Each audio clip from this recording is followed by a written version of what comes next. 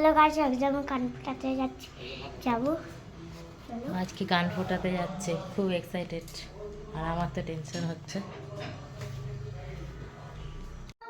ম্যামের বাড়ি এসে গেছি, এবার কান ফোটানোর পালা শুরু। এখান থেকে দেখা যাবে কিচ্ছু হচ্ছে না, কি সুন্দর হচ্ছে বাবা।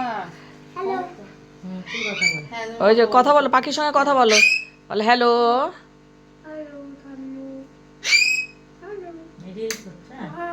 ব্যাস হয়ে গেল।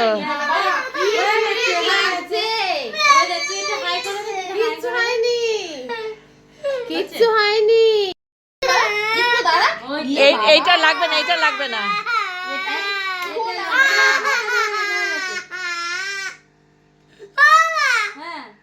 এই তো হয়ে গেছে, ব্যাস। কিচ্ছু হয়নি, বাহ, কি সুন্দর লাগছে। এবার আন্দিকা, এবার আন্দিকা। এই তো খাওয়াবো এখন। মা হাফ কাপ জল দাও।